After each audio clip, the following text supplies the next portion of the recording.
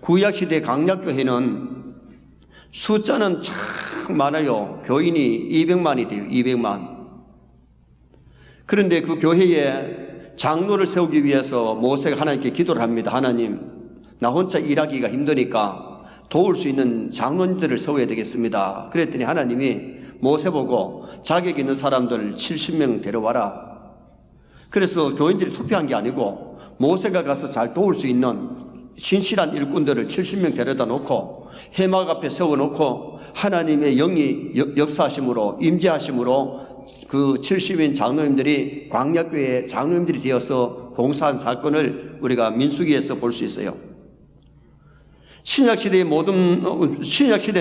오늘 본문에 장로 될 사람 자격이 이렇다. 그러므로 이런 사람을 세우라고 여기 본문에서 말씀을 했어요. 세례교인들이 자격 있는 사람을 뽑아야 되는데 구약과 신약의 공통점은 교회 직분자 세우는 세 가지 이유가 뭐냐? 첫째는 하나님께 영광을 돌리기 위해서. 교회의 모든 직분은 하나님께 영광을 돌려야 될 줄 믿습니다. 하나님께 영광 돌리지 않는 직분자는 사명을 못한 사람이에요. 두 번째가 이 담임 목사의 목회를 잘 보필하기 위해서 세웠어요. 구약의 강약교회는 지도자 모세를 돕기 위해서, 신약의 모든 장로님들은 담임 목사의 목회를, 당회장 목사의 목회를 돕기 위해서. 세 번째가 뭐냐? 성도들을 위해서 봉사하고 성도들을 섬기기 위해서 장로님들을 세우는 거예요. 이 세 가지 역할을 잘 할 수 있는 사람 선택하면 하나님께 영광이 될 줄 믿습니다.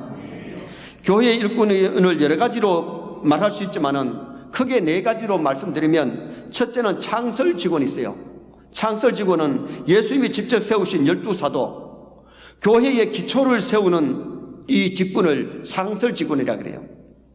두 번째는 항존직, 교회에서 없어서 안 될, 항상 있어야 될 직분. 한 번 피택돼 가지고 장립을 받으면 70세 은퇴할 때까지 치리당하지 않는 하는 사명을 감당하는 것이 항존직이에요. 항존직은 목사, 장로, 안수집사, 그리고 건사는 안수하지 않는 종신직. 그 다음에는 준직원이 있는데, 준직원은 임시직도 아니고 한종직도 아닌 강도사, 목사 후보생은 준직원이라 그래요. 그 다음에는 임시직원, 전도사님, 전도인, 남녀 서리집사, 건찰, 주일학교 교사, 찬양대 구역장, 임명받고 1년 동안 봉사하기 때문에 임시직이라 그래요. 연말이나 연초에 다시 임명하지 아니하면 그 직분이 계속되는 것이 아니라는 거죠. 나라가 잘 되려면 대통령과 국회의원을 잘 세워야 되고, 교회가 잘 되려면 목사, 장로를 잘 세워야 교회가 부흥하고 성장합니다. 그럼 오늘 여기 첫째로 이 장로님의 헌법적인 직무가 뭐냐? 헌법적인 장로의 직무는 첫째가 교회의 신령적 관계를 총찰한다 그랬어요. 7위 장로는 교회의 세례 교인들의 3분의 2의 투표를 받고 노회에서 고시를 하고, 또한 장로 장립을 받고서 목사를 도와서 행정과 건증을 관리하고 성도와 기관의 신앙을 돌아보고 교회를 보살피는 일을 한다 이랬습니다. 그래서 이 성도와 기관의 신앙을 잘 돌아보고 교회를 잘 보살피는 분들이 교회의 장로님들의 역할이에요. 그 다음 두 번째는 도리 오해나 도덕상 부패를 방지한다. 교인이 도리를 오해하거나 이단에 빠지지 않도록 도덕상 부패를 방지하고 잘못을 회개하지 아니할 때는 보고한다 이랬습니다. 그 다음 세 번째는 교우를 신방, 위로, 교훈, 간호한다. 병자가 있을 때에 병자를 위문하고 조상자를 위로하고 신방하고 무식한 자와 어린아이들을 가르치며, 병자는 육적인 병자도 있지만은 영적으로 병든 자를 돌아보고 치료해야 된다는 거죠. 물론 평신도들을 구역장들이 돌아보지만은 장로님들이 직무상 성도들을 보살펴야 할 의무가 있다는 거죠. 네 번째는 교인의 신앙을 살피고 위하여 기도한다. 장로님들은 교인들과 함께 기도하며 신앙의 본을 보여야 돼요. 그러므로 장로님은 사회적 지위도 높고 돈이 많으면 좋지만 그보다 더 중요한 것은 신앙이 좋아야 되고 인품이 훌륭해야 된다. 신앙의 본보기가 되어야 되기 때문에 예배 생활의 본이 되고 헌금 생활의 본이 되고 기도 생활의 본이 되고 충성 봉사의 본이 되는 사람을 선택해야 돼요. 자기 신앙이 시원찮으면 남의 신앙을 돌아볼 수가 없잖아요. 그래서 교회에 안수지사님들, 권사님들, 장로님들을 빗대갈 때는 믿음 좋은 사람들을 선택하시기를 축원합니다. 그 다음에 다섯 번째는 특별히 신방할 자를 목사에게 보고한다. 병 환자, 슬픔을 당한 자, 회개하는 자, 특별히 구제받아야 할 자가 있으면 목사에게 보고해서 그 일을 할 수 있도록 해줘야 돼요. 그래서 장로님들은 당회장을 보살피는 직무이기 때문에 잘 보살펴서 협력하는 것, 이것이 중요하지요. 출애굽기 17장에 보면 아말렉과의 전쟁터에서 모세가 산에 올라가서 점세를 내려다보고 있고 전세가 불리할 때 손을 들고 이스라엘 군사들을 위해서, 이스라엘 나라를 위해서 기도를 합니다. 사람이기 때문에 손이 피곤해서 내려왔을 때에 아론과 훌이 돌을 취해가지고 놓고 모세를 안 치고 한 사람은 오른손을 받들고 한 사람은 왼손을 받들어서 잘 협력했더니 그 전쟁에서 승리를 거두었죠.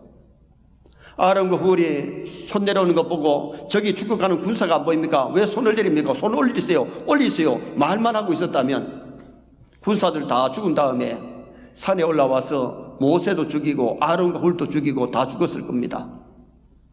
아론과 훌이 모세를 잘 보필했을 때에 그 전쟁에서 대승리를 거두는 그 모습을 성경에서 보게 됩니다.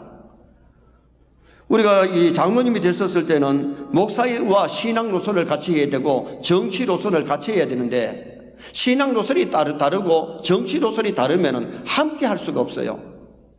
광역교회 고라당들이 모세와 함께 신앙 노선을 함께 하지 않았을 때에 결국은 당을 짓게 되고 그래서 광역교회가 문제가 일어나서 하나님 그걸 청산하기 위해서 땅을 갈라서 주동자를 생매장시키고 그때 불이 나와가지고 250명을 살라버린 사건이 광역교회에 있었어요.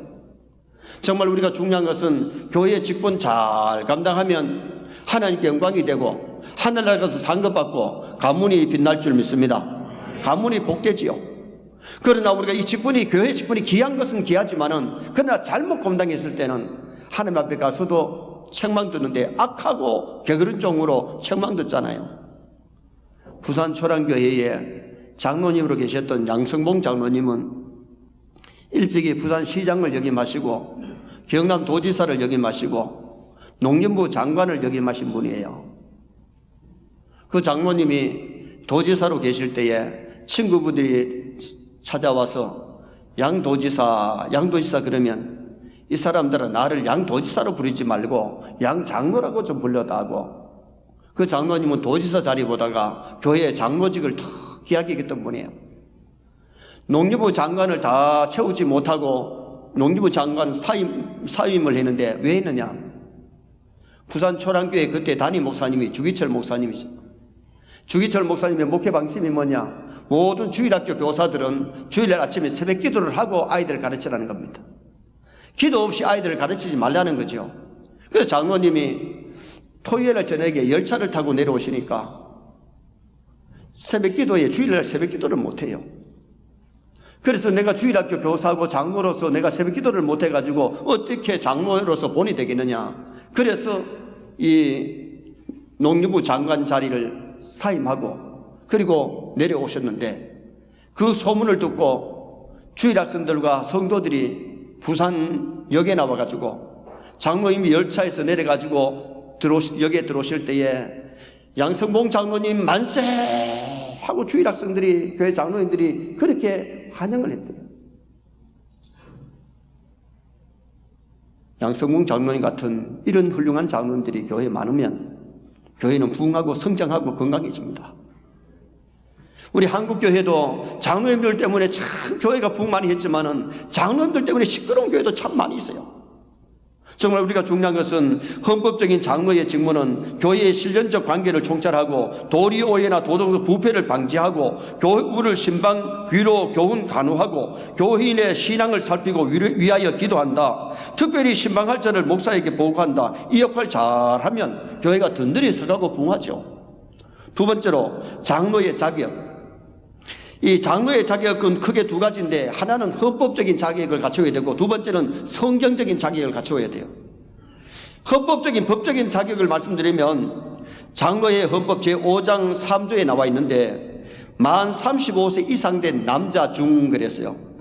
나이가 만 35세 이상이 돼야 되고 65세 이하 65세 이하는 이건 뭐냐, 우리 노예 규칙에 65세 이상이 되면 피택하지 마라. 왜? 피택하면 65세 이상이 되면 뭐 67세에 65세에 됐더라도 장로 고시하고 준비하는데 한 1년 걸려버리고 그 다음에는 되어봐야 많이 해야 3년 4년밖에 못하기 때문에 피택하지 말라는 겁니다.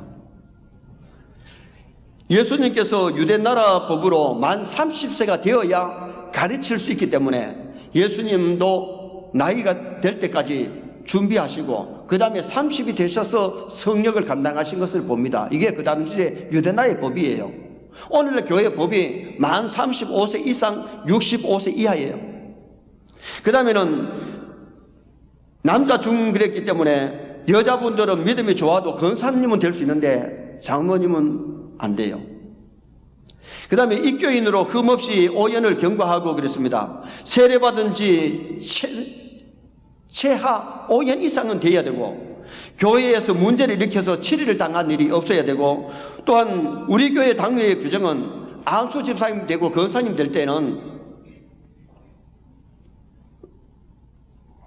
제자 훈련을 해야 되죠. 그리고 이 안수 집사 된 지 만 3년 이상이 되도록 벌써 먼저부터 계속 그것을 해왔어요. 그 다음에는 상당한 식견과 통솔력이 있으며 그랬습니다. 장로는 성경에 대한 실력이 있어야 되고 또 교회에서도 이 실력을 갖춰야 되는데 실력을 갖춰야 되다 보니까 제자 훈련 그 다음에는 사역 훈련을 받아야 장로 피택에 추천해 주도록 했죠.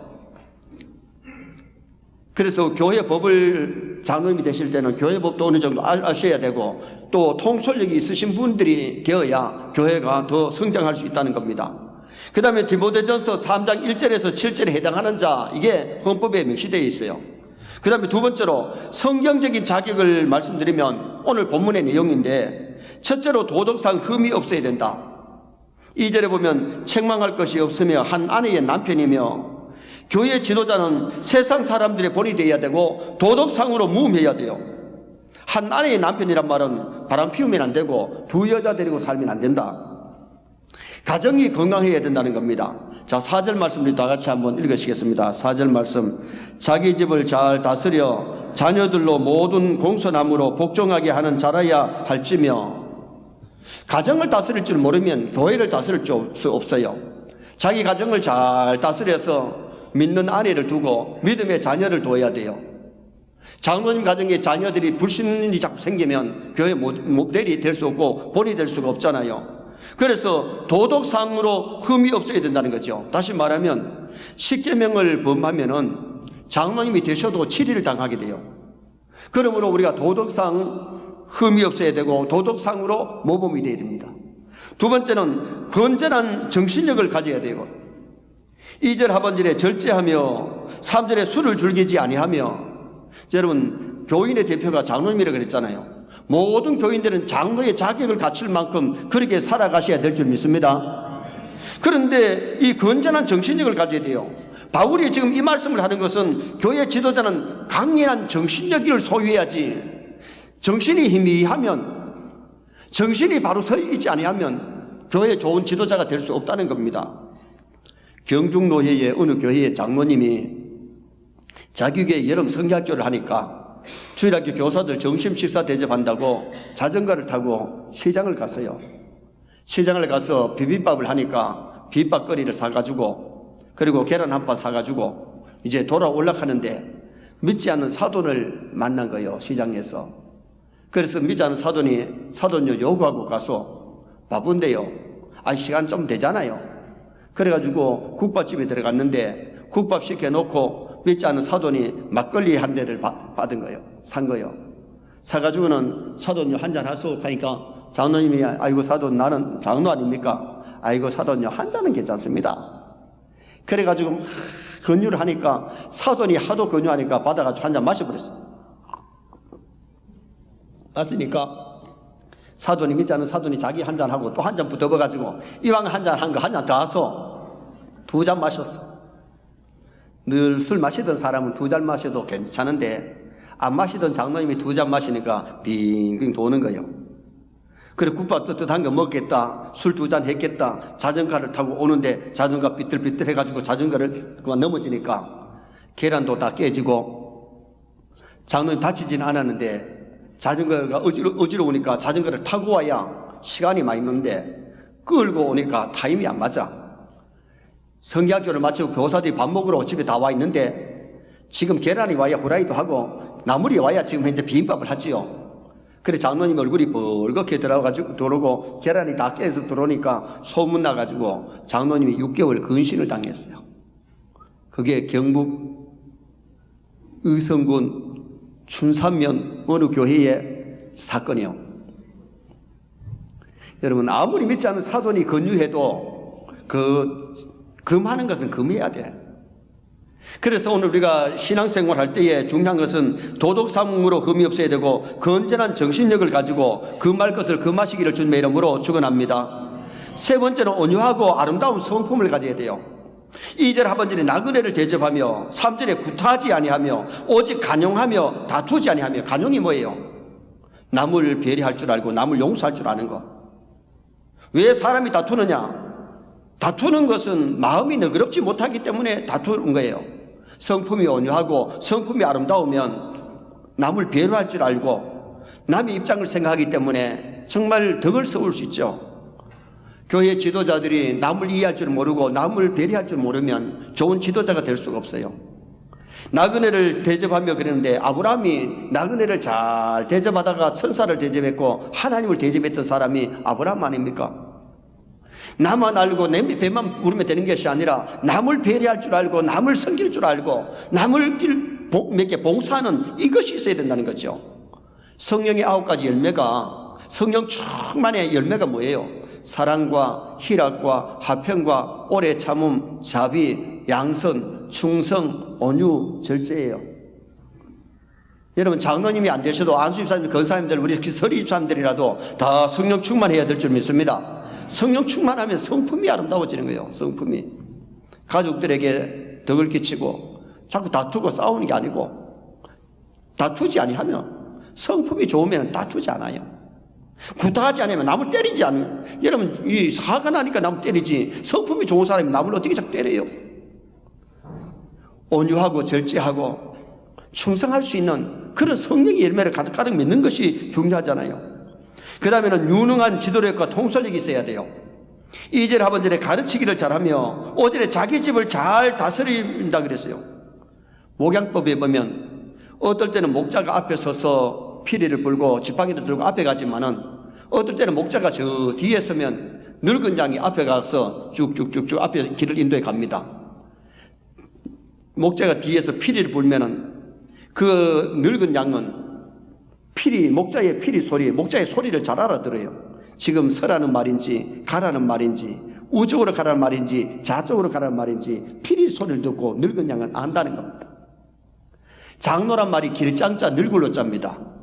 신앙의 경력을 가지고 교회를 이끌어 나가는 사람이기 때문에 어떨 때는 목사가 늘 앞에만 서는 것이 아니라 뒤에서 코치만 하면 앞에서 알아듣고 장로님들이 알아서 하면 교회가 덕스럽고 성장할 수가 있다는 거죠.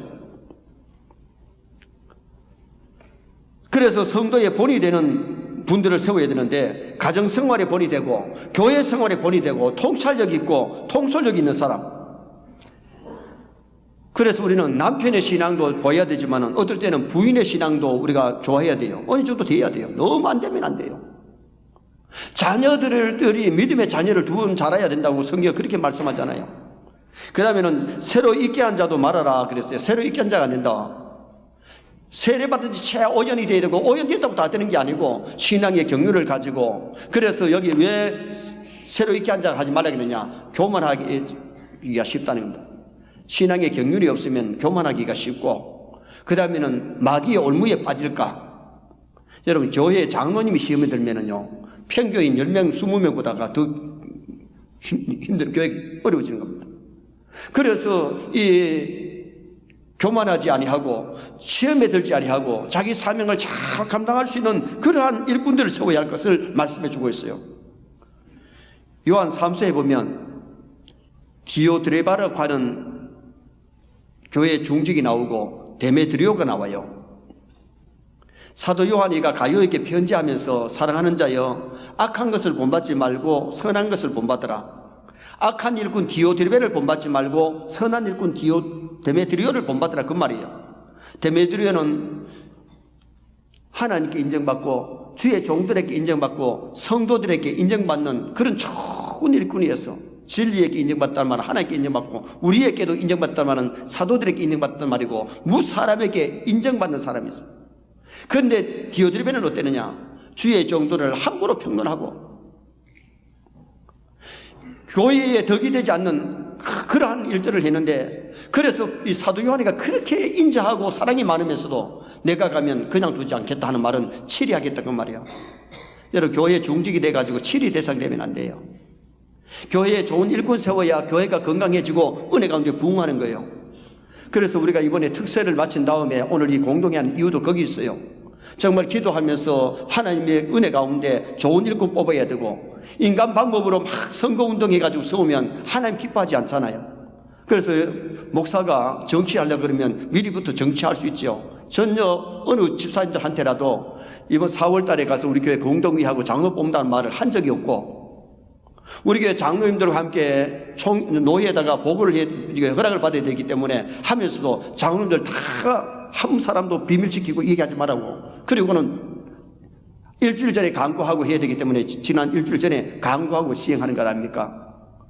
여러분, 교회가 이 모든 것을 합력하여 선을 이루고 덕을 세워야 될 줄 믿습니다. 인본주의를 하지 말고 신본주의로 하나님의 뜻 가운데 오늘 아마 9분이 추천될 겁니다. 거기서 5분을 선택해야 되는데 목사도 참 선택하기가 어려울 만큼 우리 일꾼들이 준비된 것 같아요. 정말 우리가 이번에 기도하는 가운데 은혜 가운데 좋은 일꾼 뽑아서 하나님께 영광을 돌리셔야 돼요. 오늘은 장로의 직무와 자격을 말씀드렸습니다. 법적인 자격은 만 35세에서 65세 미만 남자, 입교인으로 흠없이 없어야 되고 상당한 식견력과 통솔력이 있어야 되고 디모데전서 3장 1절에서 7절에 해당되는 사람. 성경적인 자격은 도덕상 흠이 없어야 되고 건전한 정신력을 가져야 되고 온유한 성품을 가져야 되고 유능한 지도력과 통솔력이 있어야 되고 새로 있게 한 자가 하지 마라. 경륜을, 신앙의 경륜을 가지고 신앙이 튼튼한 그런 좋은 사람 뽑아서 하나님께 영광을 돌리시기를 주님의 이름으로 축원합니다.